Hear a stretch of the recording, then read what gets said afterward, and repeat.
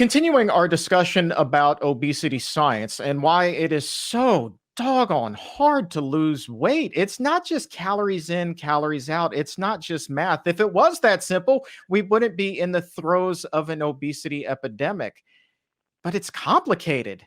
Ask anybody who's ever tried to lose weight and keep it off, and they'll tell you it is one of the most complicated things in the history of things. And so we're going to continue that discussion today with a specific look at food addiction. Yeah, you can get hooked on the food that you're eating just as you would alcohol or tobacco or any one of the other vices that come in life. And to help us break all of this science down, take a look at it like we never quite have before here on the exam room. I'm happy to welcome back a neuroscientist and an adjunct professor at the University of Miami, Dr. Mickey Witt. Thank you so very much for coming back and doing part two with us, Dr. Witt. Thank you for having me, Chuck. I'm glad to be here. Let's just go right off the bat. I will tell you from my experience, when I was addicted to fast food, and anybody who's listened to the show with any regularity knows that Taco Bell was my vice. It might as well have been my cocaine. When I did not get that fix, things would change about me. My personality would change, and I would start to feel, physically ill. And those are the same kind of symptoms that mirror other people when you hear them talk about going through detox, whether it's for alcohol or drugs or whatever the substance is. Those are the same kind of symptoms that they manifest. And so, flat out, is it possible to be as addicted to food as somebody would be for drugs or alcohol? Absolutely, it's possible to be as addicted to food and have those same symptoms when you're withdrawing from that food. When humans are addicted to something, they will do whatever it takes to keep that substance. So they will, lose their job. They will stop bathing or whatever it is. Those other things were not the priority to them as much as obtaining their drug of choice, their whatever it is that they're hooked on. All other normal activities have kind of fallen to the wayside. And so we see both preclinical and, of course, clinical human studies that, that back that up. A large reason for that is we've got, as we mentioned previously, we've got a hedonic or reward-based pleasure-seeking pathway that starts to override basically your body's homeostatic pathway. Your body's pathway that wants to maintain balance gets overridden by this pleasure-seeking pathway. When we've got a ton of food, energy abundance, that's around, that is, in this case, McDonald's you're talking about, is formulated to want to increase intake. So we've got food scientists that work in labs that are, their whole job is to formulate the best recipe to increase consumption, right? It's a business thing, right? It's being looked at for business. They want to sell more French fries. How do we sell French fries? Making them taste really, really good so that they're hooked on them. So it's not a mistake by any means that happens. When I would go on a diet and I would go a few days without giving in and eating fast food, when I would return inevitably to the drive-through and I would come home with my $20 worth of fast food, I would sit down and I would take that first bite. Now, mind you, again, I was feeling sick physically and I was just an angry mess, not somebody that you wanted to be around, right? So I was going through that detox, that withdrawal. But when I would take that first bite, Dr. Witt, it was like there was this there's no other way really to describe it other than this wave, this rush of relief. And it was like a warm, almost physical sensation that washed over me. What was going on in my brain that would be causing such a sense of relief? Like, what was actually happening inside the dome at that point? What was happening inside the dome was dopamine. I have this really funny South Park clip that I play for my students when we talk about this.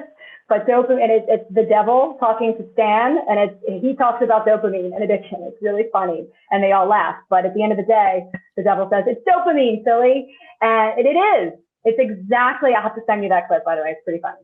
But that's exactly what's happening. All common drugs of abuse increase dopamine, neurotransmitter that is meant to be released by the neuron and hang out in the synaptic cleft, and then get lifted back up into the presynaptic cleft.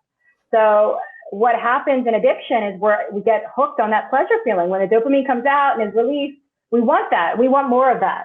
And so Yeah, and one of the things that we study that I could talk about are the different regions of the brain where dopamine is released, and that basically makes up the pathway for brain reward. And so naturally, we're supposed to feel pleasure when we eat. Why? Because of survival, right? Our bodies and our brains are always fighting for us to live. They don't want us to die. And so from an evolutionary perspective, it's good to feel pleasure to have a dopamine release when you eat food. It's not so good to have an overdose of dopamine and then to want more and more because the amount you had upon first exposure isn't giving you that high anymore.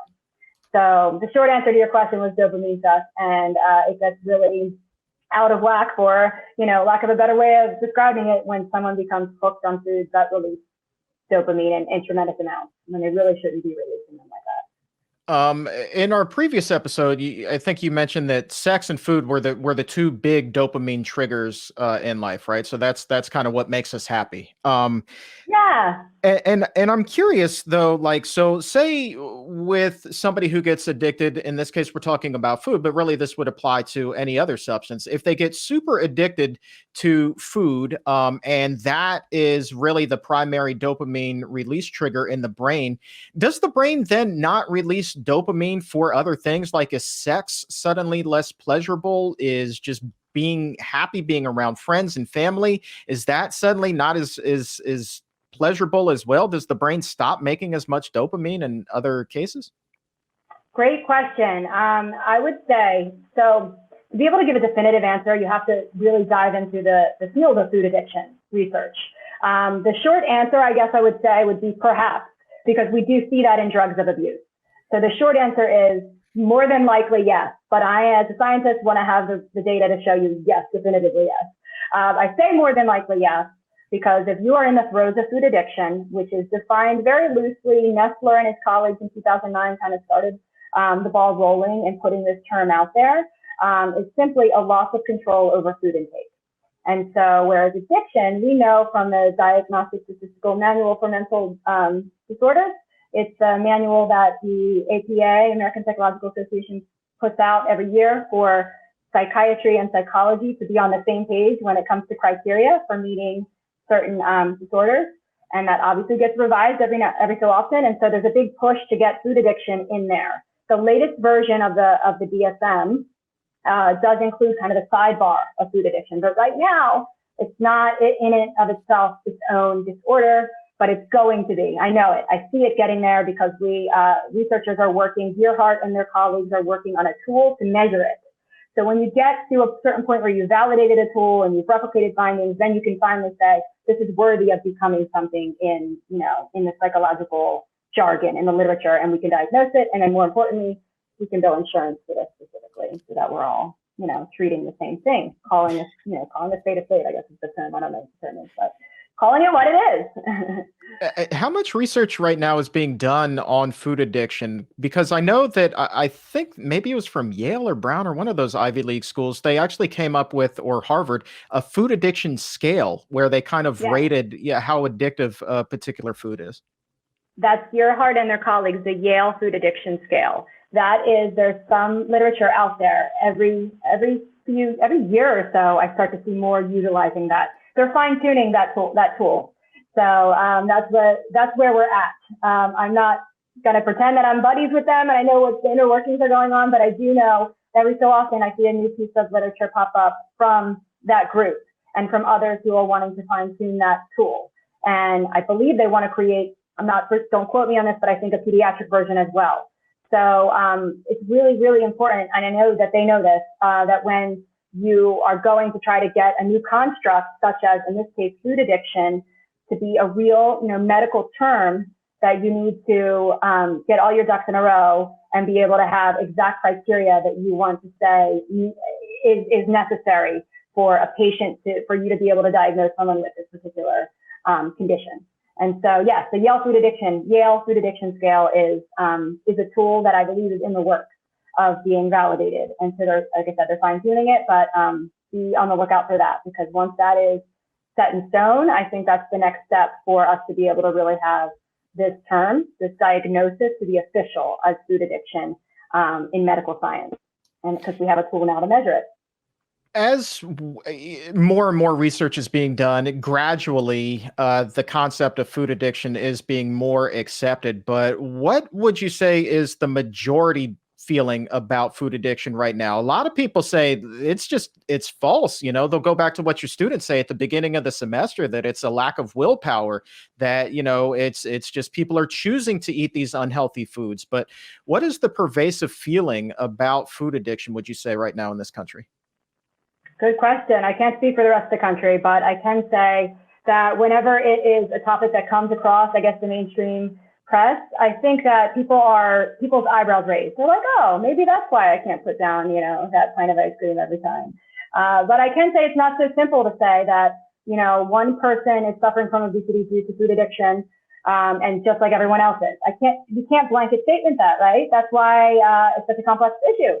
But it could be the situation where somebody's brain mechanisms that underlie their drive to procure and consume food gets hijacked when one becomes dependent on particular foods, just like when they become dependent on a drug. So it's those pathways, this pathway in particular, starts to override, other pathways. So as far as the general understanding of it, I think people have a real non-in-depth, kind of a cursory understanding of that they can get addicted to food, and they may know better and just they're anecdotally in their own lives to stay away from Pringles or to stay away from whatever it is that they can't stop eating. So oftentimes when we do get into the addiction, food addiction and obesity in the course that I teach, I have the students read some studies that have been done to look at this concept. There's so many cool studies. And one of them is really neat. They use like M&Ms, and I do this because they have to pick up the same food, cheese, little tiny bits of cheese, so that the action of picking up is the same regardless of what you're eating.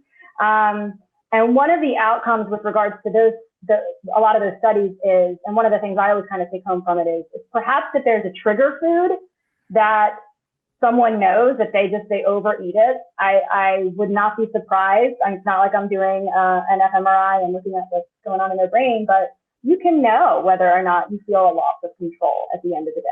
And again, as I said, loss of control of food over food intake is that broad definition that we're using to simplify what food addiction is. Reinforcing and rewarding is one of the hallmarks of addiction.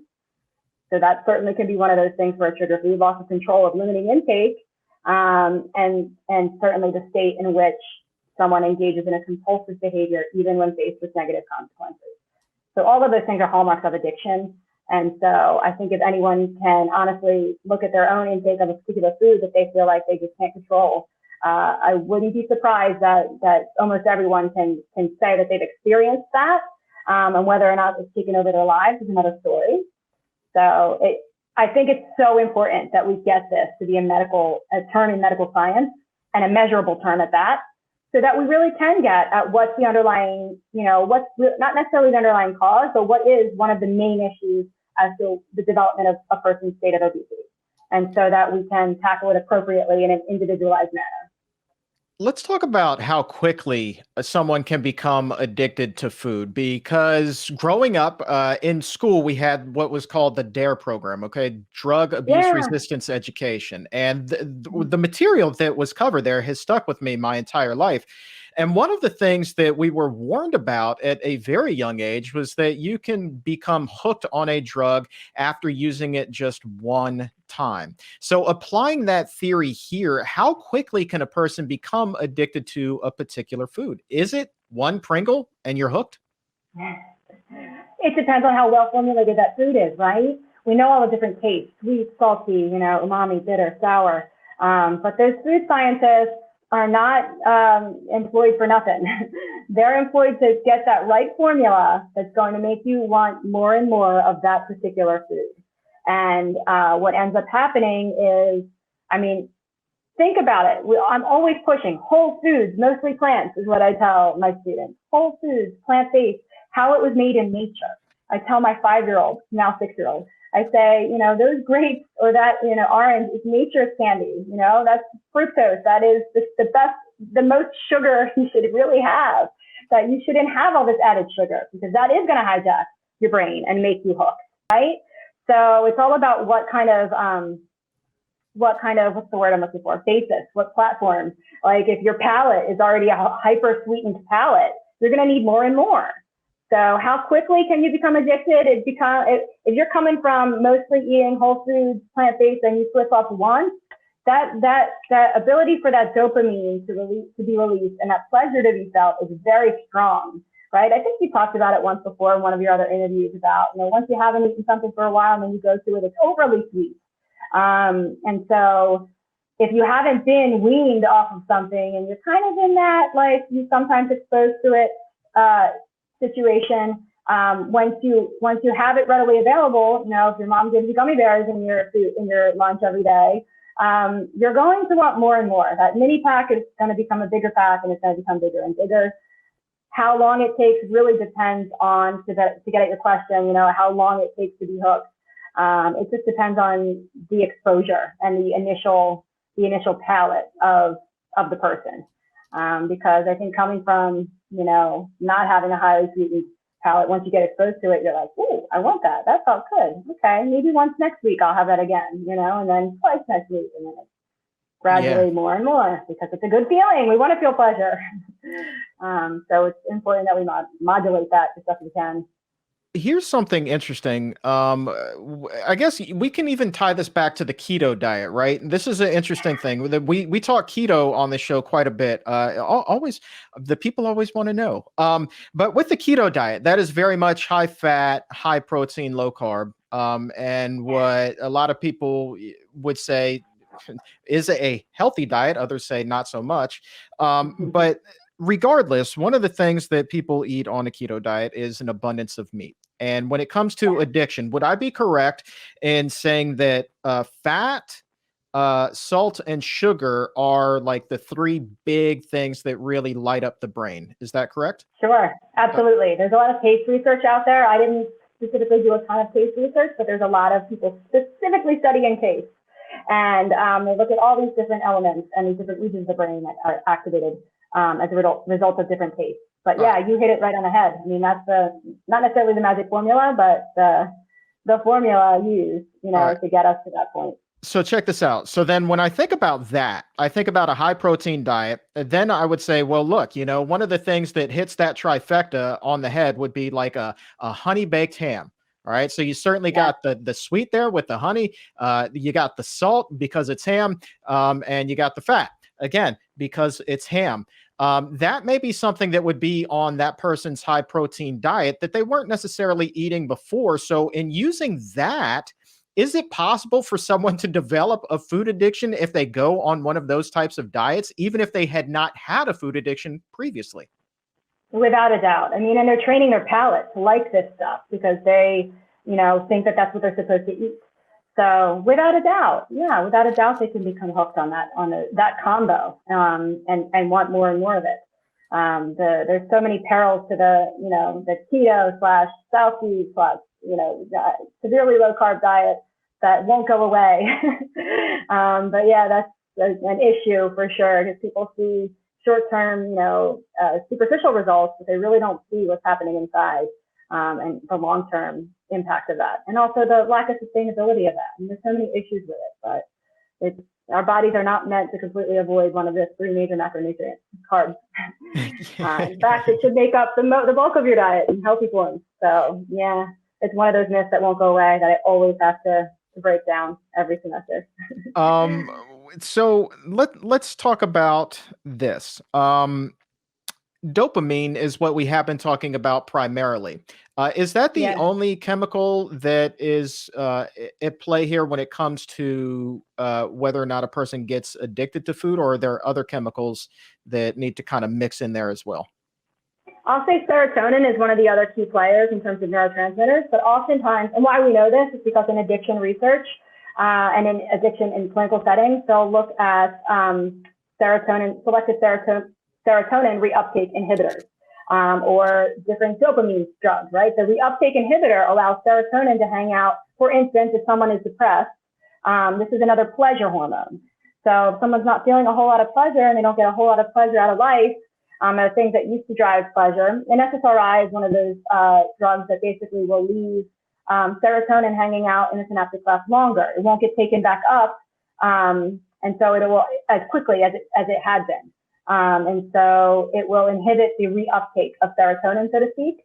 And so that is certainly another player. Dopamine's the superstar, but serotonin is another neurotransmitter that gets talked about a lot in these circles because it impacts mood. In particular, it increases pleasure when it's hanging out in the synapse. One of the things that I tell people, as far as the way that I was able to overcome food addiction, and I will never say that I'm cured from it, I've just overcome it, is that uh, the whole food plant-based diet has really enabled me to kind of conquer that addiction beast. What is it specifically about this diet that is so beneficial for someone who is struggling so mightily with food addiction? I think the main thing is what you said, whole foods, plant-based, but whole foods that look like they did when they were growing in the ground, the ones that have not been genetically modified or chemically engineered in the food lab. If you're looking at the food you've eaten all day and none of it looks like it did when it was grown in nature, then we need to reevaluate what you're eating. I make as a mom of 2 little kids, I make a real big point to talk about the food that we're eating and what it is. My 6-year-old has seen and loves French fries because he's seen them and has tried them, in school or wherever. And I get chopped potatoes and I make them real skinny and I'll put them in the air fryer. And I said, this is how you make a French fry, and this is actually a better way to make a French fry because I teach him the best I can and explain to him in the ways that he should learn. Everyone should learn this, because if you're eating foods as close as they came to in nature and you're the one manipulating, you're not buying them from French fries is my example here. You're not buying them already, having already been processed elsewhere, then you're in a good place because you're going to set yourself up and your palate up to want and crave things that we are naturally meant to crave and want and see at a level that is homeostatic, that is naturally homeostatic. So it's not being hijacked. Your hedonic pathway, your pleasure-seeking pathway is not being hijacked. And I say that word purposefully because these foods are purposefully engineered to do that, to hijack our homeostatic, our balance, our system that allows us to keep ourselves balanced. It hijacks it and comes in and says, you want to feel good, and you like this food because this food makes you feel good. And so the more you introduce those foods that have been processed, the more opportunity you're giving to these influences, your plate, to be overrun and to allow food addiction potentially to develop. Whereas, as you said, this whole food plant-based diet has been, the panacea for you, and it's not surprising because you're eating what your body was meant to eat, and you're keeping it in check, so to speak, because of that. Let me ask you, you mentioned your kid here, and I think that I know for a fact that we have quite a few parents who listen to this show, and they may be wondering, like, well, how concerned should we be about introducing or their children being introduced to these types of foods when they're not around? You just mentioned your kid being introduced to French fries when they were at school, certainly not at your own house. So how concerned are you? How concerned should parents be about these foods being introduced to their kids' diet? It was always the thing that hurts me as a nutrition scientist, as a neuroscientist, but nutrition as a food person, as a whole food plant-based diet advocate. That as soon as my son I have 2 sons, but as soon as they were in school, they were exposed to all these other foods, and kids would maybe look at their tofu and rice that I packed for them, be like, what is that, but much to my chagrin, my kids still prefer, their tofu and rice and their food, but that's not to say that if they see French fries and are offered them, they don't want those. So it's a concern. It's always a concern. It should always be a concern of any parent, as far as outside influences on your child's food intake. But the big thing that we need to do is to continue to model healthy behavior, and to not be afraid to educate your child about what's on your plate and why we eat the way we do. I tell my son, because he's got a great grandma who likes to give him potato chips, and I say that's for special occasions, and you're only supposed to eat a tiny bit because it's junk food. Like, I use words that he understands, and not only because it's junk food, it's not food that it maintains our health. So I use words at his level, I meet him at his level, and sometimes above his level, and he understands it. So it's really important to always have that conversation so that your kids aren't thinking, oh, I can't wait to sneak French fries. They understand the bigger reason why mom says this is a special occasion type thing and something we shouldn't eat often nor a lot of. So I think the reason is important, because otherwise it's just a punitive thing. Like, you can't have that. It's not, you can't have that because I want to be mean. It's, you should not have that because for your health, I want you to live long. I want you to be healthy. After they've gotten those chips as the special treat, do they still kind of get it as excited for the food that you are fixing at your home, or is it like, yeah, those fries that you're making, mom, they're not bad, but boy, I could really go for, some from McDonald's right about now. Yeah, they don't know McDonald's, thankfully, but yes, they do. They do still, thankfully, because they only do it's only sporadic when they are exposed to that. Their meal is there. They see their meal there that I've prepared for them, and that is always what they prefer. Thankfully, they haven't gotten to any point where they've had any of these foods in excess to the point where they've overridden, their desire to eat the healthy stuff. They may not eat as much of it because they've already gotten some calories in from the chips, but they still will want it, which is important. The brain is a funny thing. Even after I adopted the whole food plant-based diet, I've still found, and in speaking to others, they have said that they are the same way, that you still kind of, want to eat the same thing frequently, right? And so while the cravings are much different, I certainly wouldn't say that I'm addicted to it. I've always wondered what the difference is between the cravings that I'm experiencing now, or that a lot of people just experience, like, man, that sounds pretty good, I'm craving this food, versus, again, being super addicted to it, right? So if I don't get my kale salad, I'm not going to go through withdrawal or detox or have the Jekyll and Hyde personality here. So what's the difference between the two? Yeah, well, the difference is you have a craving because you like it and you feel pleasure, and you feel pleasure at a normal level. Right? It goes back to the whole natural level of pleasure that your body is supposed to feel when it eats food, when it eats calories, when you consume something for your survival, right? It gets back to food and sex being the things that trigger those pleasure hormones, right? Those are the two things important for our survival as a species. So you're eating a whole foods plant-based diet, you're not going to have some overrush, some overblown dependency on kale because nature didn't bioengineer the kale leaves to make you, be that way and release too much dopamine when you have them. That's why, that's the difference. You haven't gotten to, and you won't get to that point where it's a must have it or else situation, because this is nature doesn't try to trick humans to buy more kale. Nature just creates food to make you feel good and to nourish you. Whereas food manufacturers do make food to, for lack of a better word, trick you into eating more and more of it, because the bottom line is the dollar sign. Yeah. It's so funny when you have these conversations with someone who hasn't been introduced to this type of information yet. They really do kind of look at you like you have two heads, like you're just spitting some wild conspiracy theory. And even though I'm like, well, look, the Physicians Committee filed a FOIA request. I have all of these documents showing, a connection between these food scientists, these big fast food companies who you've been talking about, and these government agencies, and the link to get people, for example, to eat more cheese, right? Or Wendy's, the summer of cheese, like all of this stuff, there is a whole lot of science that goes into it, but they're like, no, you're just talking crazy. You've let your whole weight loss thing go to your head. I'm like, no, man, this is why we're in the situation that we're in.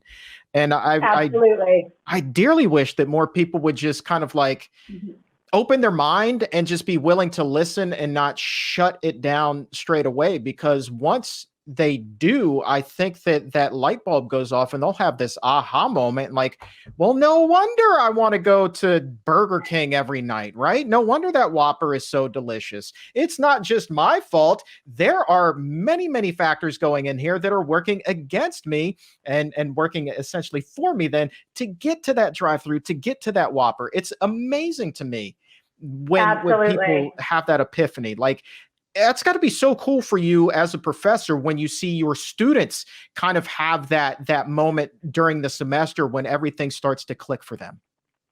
100%. It's very similar to that experience. Yeah, you mentioned the drive-through lines. It still boggles my mind that people sit in those lines for that food. I'm like, what?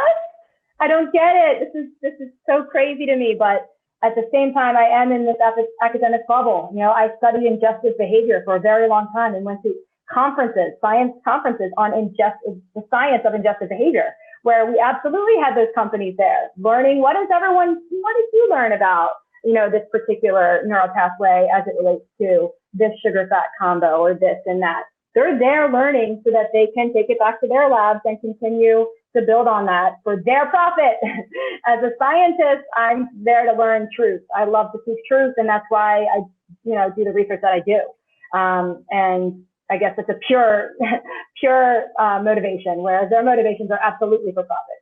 And yeah, my students do. I love to see the transformation throughout every semester because all we talk about is evidence-based science, so that they can be rest assured you're getting science. You're not getting, you know, a TikToker, an influencer telling you what to eat. You're getting what science says, what the scientific consensus is. And it always ends up, you know, with whole food plant-based. And I love it. I love it when they ask me for advice. And because I'm not there to give dietary advice, I'm there to talk about nutrition science. And I love it when they send me emails. It's the most reassuring thing when I get those student emails throughout the semester and ultimately at the end as well. And then after the semester's wrapped, it's such a great feeling to see it's hitting home. That's the best thing. That's the best thing you can tell me, is that you're going home and applying the principles you learned in our class to your own life. And there's always that. They're always telling me about this family member, that family member who suffered, you know, a cardiovascular event, given that cardiovascular disease, #1 cause of death, men and women in the entire planet Earth, and that they realize this is the way. This is a lifestyle change that you can do to arrest and reverse it. And so I love that they're listening and that they're applying it to their lives. It's great. Ah, man, you know, I wish that we had just days to do this podcast together because there's just so much that we still haven't gotten to. One of the final questions that I have for you today is this. I mean, we've talked about food a lot, but a lot of people, you know, are a slave to the bean, as I like to say. Like they crave coffee, right? So they have to go and they have to get that coffee every day. Is it the same kind of reaction that's happening in the brain with caffeine as it is with these high-fat foods that we've been talking about, or is this another type of addiction? It will activate the same pleasure pathway. Caffeine will activate the similar part of the pleasure pathway. I can't pretend that I'm knee deep in the caffeine research, but I can say I've seen it and come across it from time to time. And absolutely, I mean, same idea when you look at nicotine. You know, we have and I didn't get into, I held back from getting into all the different nuclei, the different particular nuclei within the brain that we know are involved in this circuitry. But for sure, within this circuitry, we have increases in these neurotransmitters when we're exposed to certain drugs of abuse. Caffeine is one of those substances that can certainly activate the pleasure pathway and put it on overdrive, without a doubt. Yeah, as well as nicotine, you know, all those things. Yeah, you're going to come back on this show. I'm telling you right now. Anytime. You're going to come back and we're going to get into all of those things that you were just talking about. So given that though, if the brain can get hooked on caffeine, and we know that fat and sugar are also some things that are big dopamine release triggers. So if you take that cup of black coffee and you turn that into a caramel macchiato with whipped cream and caramel and sugar and other cream put in there, how much more addictive, just a hypothesis, does that drink become?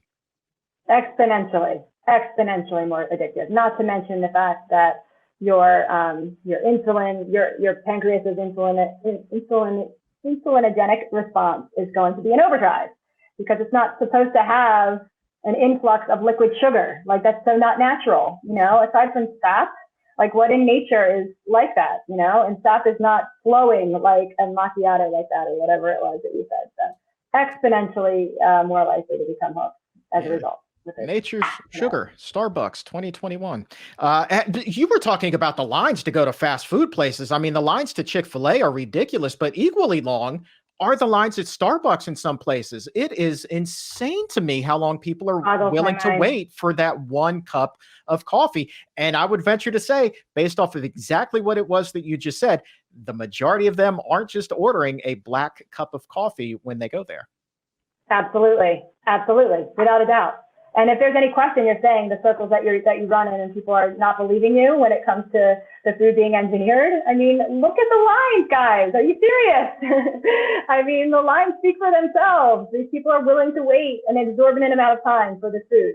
You know, but Evan, what more do you need? I love your explanations, and I love the way that you break everything down. So really, there's so much more that we could get into here. And so, like I said, we will definitely have you back on the program, because this is something that, yeah, we could talk ad nauseum about, but frankly, it needs to be talked about because more and more people need to continue to learn about this. But people can learn more about you on Instagram at Mickey Eats Plants. You got a lot of beautiful dishes up there. Thank you. Thank you. I don't purport to be, a food photographer by any means. It's just a place for me to post my food for people to be inspired. So I'm happy to have it out there in the Mickey Eats Plants. Well, consider me inspired. And your website is the same, MickeyEatsPlants.com, correct? It is. All right, man, your students are lucky, Dr. Witt. I would so love to take your course. I think that this is just fascinating. Thank you, Chuck. You can audit anytime. Oh, I'm so taking you up on that. I'm so taking you up on that. All right, Dr. Mickey Witt, thanks for making the time today. My pleasure. Have a good one. Thanks.